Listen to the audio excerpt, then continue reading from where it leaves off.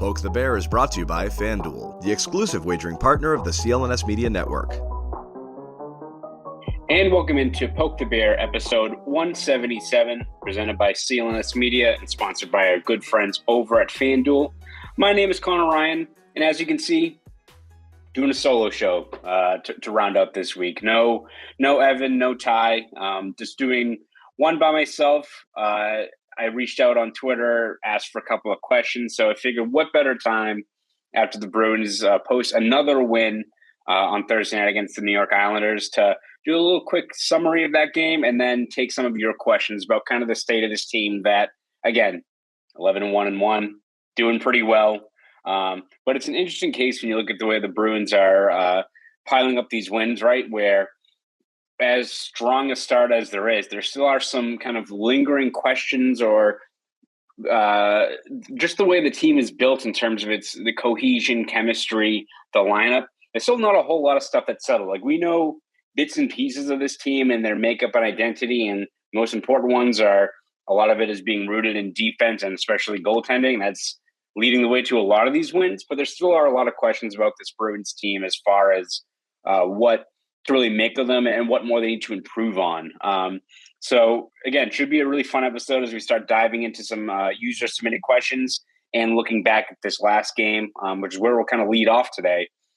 Bruins once again take care of business on Thursday night at TD Garden, post a 5-2 win over the New York Islanders, a team that used to give them a lot of trouble. Obviously came up short in 2021 playoffs against them. It feels like finally played in one of the best goaltenders in the league against the Bruins. Didn't mean all that much. Bruins, again, 5-2 winners over on Causeway Street. The biggest takeaway from this one has to be Charlie Coyle, right, in terms of his production, a breakthrough performance, I guess you could say, from him. First career hat trick, has another assist for a 4-point night. And obviously you look at the individual performance there. It's great to see a guy like Coyle, who's been in for a long time now, really have a standout individual performance. But I think in the bigger scheme of things, one, it's good to see him really start heating up offensively because, again, Charlie Coyle is a guy that I feel like enough people now appreciate or at least understand his value to this team, especially in years past where, you know, his effectiveness and how good he can be when he's a puck possession center who can handle really taxing minutes, make an impact on the penalty kill, all these things that doesn't always reflect in terms of the tangible offense, right? This is a guy that usually in the past has been a 50, 60 point guy, but if he's giving you 35, 45 points, playing really strong defensively, logging important shifts on the PK, I think Bruins fans generally know what he can bring and how even some of his better shifts don't always end up with, points on the board. But still, you look at how he's playing right now, currently on pace for 76 points this year, which, again, I don't know if that's necessarily going to be something to expect from this season from Charlie Coyle. Again, that's kind of boosted up by having a 4-point night, but he's still a guy that with those added minutes is on pace for, at least 50 plus points this season, which he'll certainly take, especially for a guy that still kind of the bread and butter of his game lies in his defensive ability, PK work, all those things. And that hasn't really changed at all this year. You're seeing in previous years when he was taking a lot of those taxing D zone starts, the offensive reps were going to guys like Bergeron and Krejci. It's kind of flipped now where it's now instead of giving it to maybe an older player like Bergeron and Krejci, who you're making life easier for them, you're doing it now, but you're handing it to a 19-year-old kid like Matt Poitras, or, you're carving out more reps for those younger guys to make their road to the NHL that much easier. So it's kind of an unsung duty that Coyle has to do night in, night out in terms of those tough D-zone assignments, but he's also producing down the other end of the ice. And I think as great as it was to see him individually reach that impressive performance against the Islanders, biggest takeaway for me is you look at this forward core, other than the fourth line, which is going to be Beecher and then, Heinen, Lucic, Lauko, and those guys are back. Steen, I think, has done a really solid job. Like, you generally know who your fourth line personnel is going to be there. Still have question marks as to, where does, Zacha, Marchand, Pastrnak, is that a line? Where does Poitras best fit in there with DeBrusk and some of those other players? one thing I think you have to kind of glean from a game like this, if you're Jim Montgomery, please keep a line of James Van Riemsdyk, Charlie Coyle, and Trent Frederick together, because whenever those guys are together, especially Coyle and Frederick, you're getting fantastic results down both ends of the ice, right? Like, this is a grouping that last year Coyle and Frederick gelled immediately and turned that third line into a 5-on-5 buzzsaw, right? That's a line that was really kind of the Bruins shutdown grouping all year long, but still managed to really outscore opponents, really land punches down the other end of the ice. And you're seeing that continuing. They may not have a former Hart Trophy winner like Taylor Hall on that line with them, but I think you're looking at just how well Frederick and Coyle play off each other. And I think Frederick being kind of that F3 that can kind of hang back, has a really, really underrated shot that he's kind of tapping into a little bit more. When they're playing their game and, guys like Coyle and Van Riemsdyk are controlling play, holding onto the puck down low, making it just a burden for the other team to kind of jam the puck loose from them. That's a line that can be really effective. And I think right now, especially the way this forward core is assembled and how there's so many moving pieces there, I don't even view it as like a third line, right? Like, it's almost like those top three lines are all interchangeable. You'd like to maybe have eventually some hierarchy in terms of who are going to be your go-to guys in crunch time situations. But I think you look at how good Coyle and Frederick play together. I mean, they played together for over 75 minutes of 5-on-5 ice time, under 25% ozone faceoff percentage. So a whole bunch of their shifts are starting in the D zone, usually against, opposing top six teams, top six opponents. And Bruins are still outscoring opponents 4-1 over that stretch of time. Like, they're making it happen down both ends of the ice. So regardless of how the top six or whatever those other two forward lines map out, whether it's Zacha in between Marchand and Pastrnak, whether it's Poitras up there, Zacha gets moved to the wing at some point, or however it's kind of shakes itself out. And I still think there's enough talent amongst that grouping, especially if a guy like DeBrusk gets going, Zacha in that role. Those lines, I think, are going to more or less sort themselves out once you find the right pieces in place. But if you're looking for a line that I think you can expect the same level of production night in and night out in terms of being really strong defensively, really making it tough on opposing teams to generate consistent ozone pressure, and then having the means to really cash in on your chances down low, I think if you're Jim Montgomery, you need to stick with that JVR, Coyle, and Frederick line, because it's been money so far. And also, as good as Coyle and Frederick have been together, it's also getting the most out of James Van Riemsdyk. I mean, this is a guy that, again, is signed for 1 year, $1 million. He's got 10 points in his first 13 games. Like, he is, again, I think when we talked about JVR and his value and what you're expecting out of him for that amount of money, I think the usual thing that me and Evan and Ty have all talked about was, if he gives you 30 points, you'll be happy for 1 year, $1 million. This is a guy that could be on pace for 40, 45 points, right? Like, this is a guy that maybe it was a situation who's just on a really, really bad Philadelphia team, a team that did not have a lot of high-end offensive talent, especially around him. And he's making the most of the opportunity with some really strong playmakers, a lot of guys that I think fit his profile better in terms of how to best get more out of his game. Like, I wouldn't say Coyle and Frederick are elite offensive playmakers, but the way they play, holding onto the puck, bringing the puck down low. When you have a guy like JVR, who's so good in tight spaces, has that kind of split-second playmaking and reaction time, a lot of good can come out of that. So that's another important thing. So, again, strong game all around from the Bruins. Only had a few miscues that's on special teams that leads to the Islanders' goals, but Ullmark good again. The usual suspects contribute, but I think the number one takeaway if you're the Bruins has to be Coyle's strong performance, but most importantly, where he best fits in the lineup. I don't know if you want to call it the second line, the third line, what have you.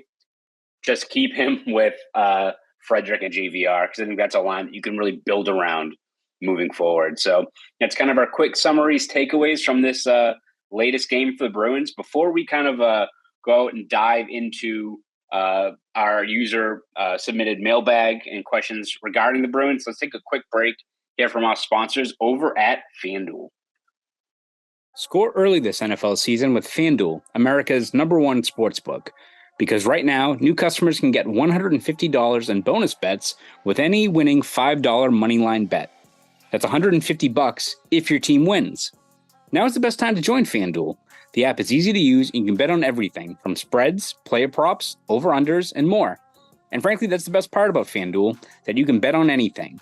You want to bet on how many touchdowns Mac Jones is going to throw this year? Be my guest. Maybe how many goals David Pastrnak is going to score. Go for it. You can really do it all.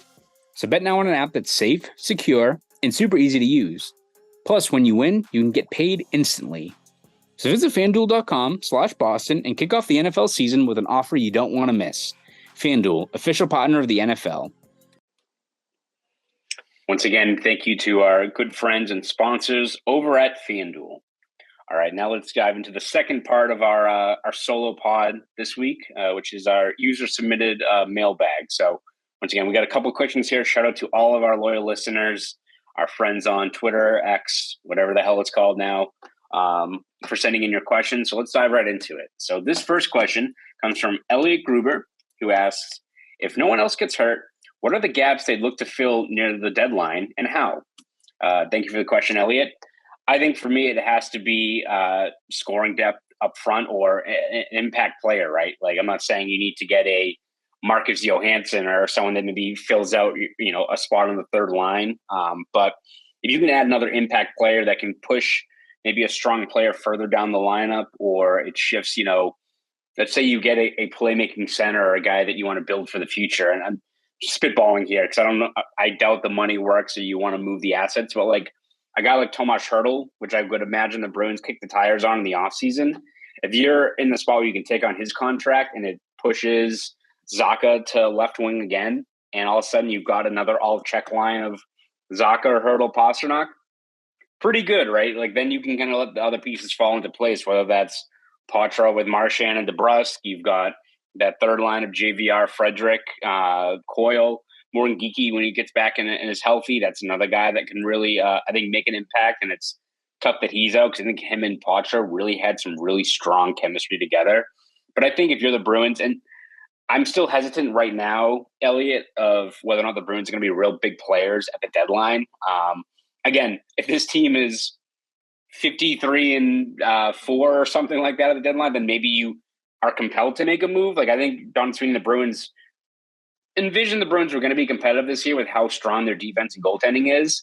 I don't think they expected them to be this good or these younger players to really step in and look like impact players right off the bat here.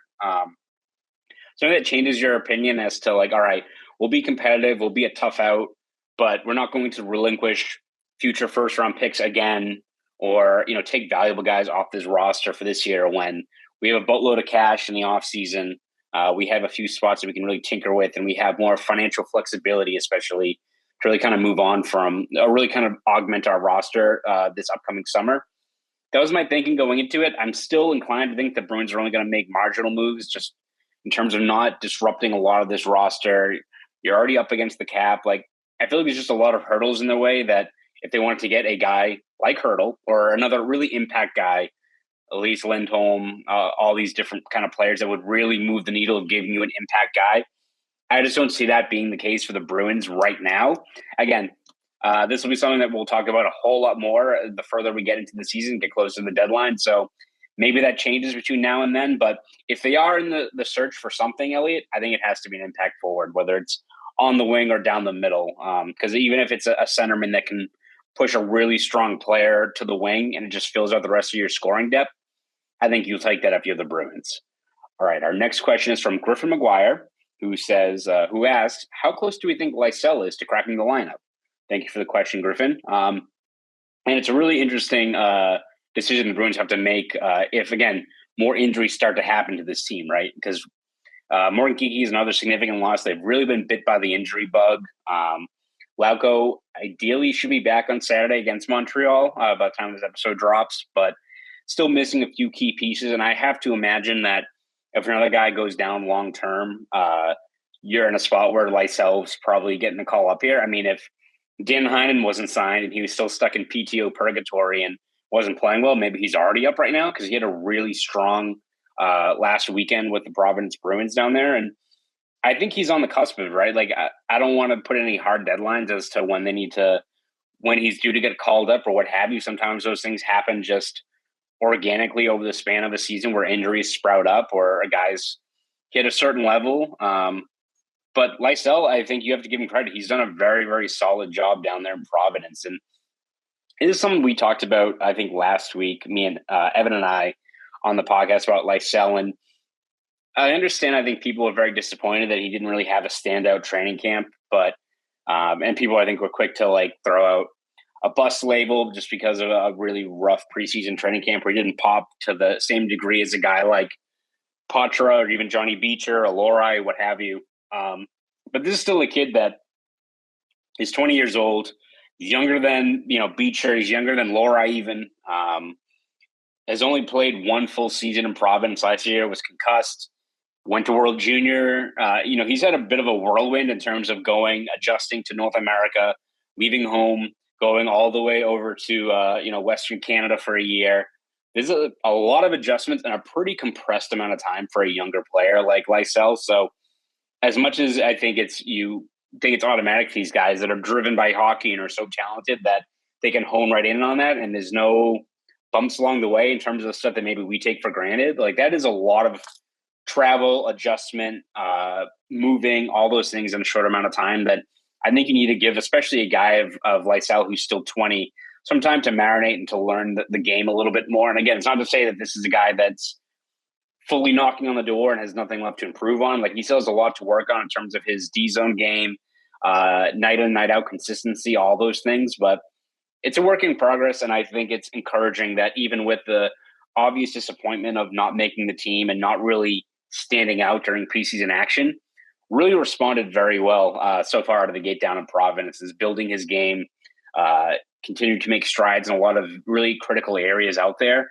So if you're the Bruins, I think you're happy with that. And again, I don't know if he's knocking on the door right now or he's just, another injury or so away from getting a call. But when you look at his high-end potential and the fact that Bruins could use some more scoring punch down the road, if the 5-5 offense doesn't pick up or another injuries happen, if you ask me to be the first week of October, I'd be like, yeah, I think Lysell maybe needs couple months down in Providence. Now you're in a spot where if he's playing well and playing confidently, he's just kind of one phone call away. And I think it's a testament to how he's kind of attacked this season so far, and why I don't think Bruins fans, yes, is he a top 6 stalwart, a 35 goal guy?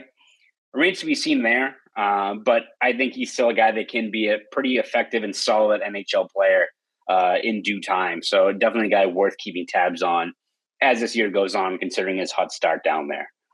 All right, our next question is from Eric Ripperson, who asks, what do you make of Monty's line juggling? And follow up, which line have we seen that has worked out the best? Thanks for the question, Eric. I think obviously the most effective line we've seen so far is the JVR Coyle Frederick line, as we kind of talked about before. I think that line, night in and night out, gives you the most consistency out there. Really, really effective in terms of what you're looking from them as a puck possession unit, defensive unit, and more than capable of scoring down the other end of the ice as well. So really impressed with them so far.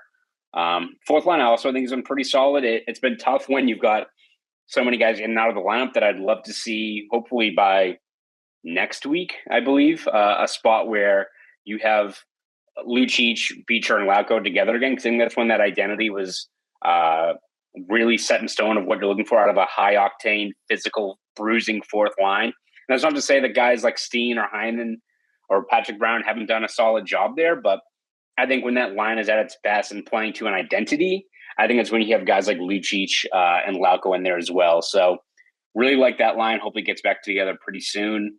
As for the line juggling, it has been pretty rampant to start the year, right, in terms of moving guys around. If you're Jim Montgomery, I think some of it is dealing with younger players, but also just trying to find different ways to get a spark.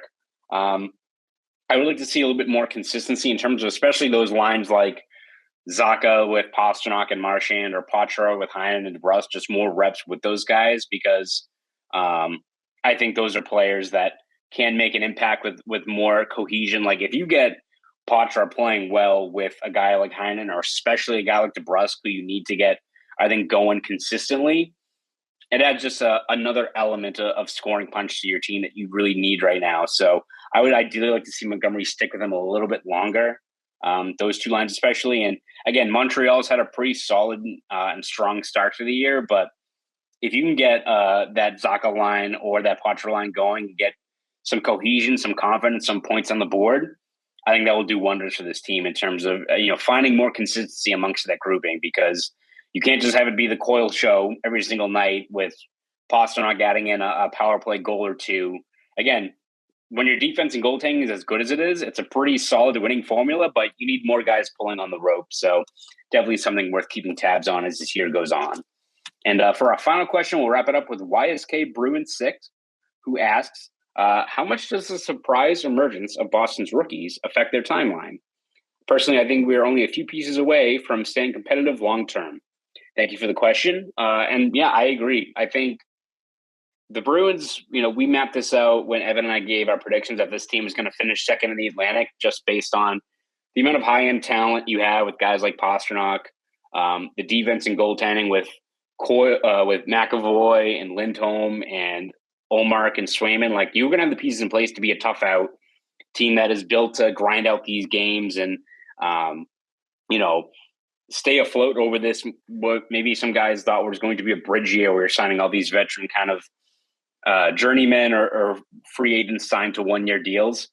I think the complexion changes when you all of a sudden now have a guy like Poitras or a guy like Lohrei or even like Beecher, who I think, again, you want to talk about his play or, whether he's worth a first-round pick. If he's your fourth-line stalwart for the next 5+ years, there's a lot of value into having a Corrali or an Achari or a proven fourth-line guy that you can pencil in there that can make an impact at 5-on-5 play as an energy line and as a penalty killer. There's a lot of value in what a guy like Beecher can bring if you can pencil him in here for the next 5+ years. So I've been impressed with all those younger players, and I think it just adds confidence that, listen, you already have guys Lindholm and Pastrnak signed long-term. You've got the framework and a foundation of elite talent already that a lot of teams strive for, right? Like, look at like the Detroit Red Wings, who I think are really making a step in the right direction, but they've been missing that elite high-end talent that even with some of these pieces in place, you don't have a 60-goal guy like Pastrnak. You don't have Mo Seider is a very, very good defenseman, but is he the level of like a McAvoy yet? He's on his way, but you have another guy like Lindholm who can kind of fill in that same role as well. Like, you're built for the future if you're the Bruins with the amount of proven talent you have here. But all of a sudden you add into that equation a guy like Lohrei, who's 6'5", can play 20+ minutes a night, and over a full season when he's given the reins of a power play could give you 40 points or more on the blue line. Look at Poitras of what he's provided and the potential he has as a top 6 centerman and his playmaking poise at such a young age. And then even look at like Swayman, right? They got to sign up to a new deal, but he's a guy that's establishing himself out of the gate as a Vezina frontrunner who's 24 years old. Like, if you retain all 4 of those guys, including Beecher, long-term with the guys that are signed through 2030 in McAvoy, Pastrnak, you don't have a foundation. You've got like a bedrock to build your team around that.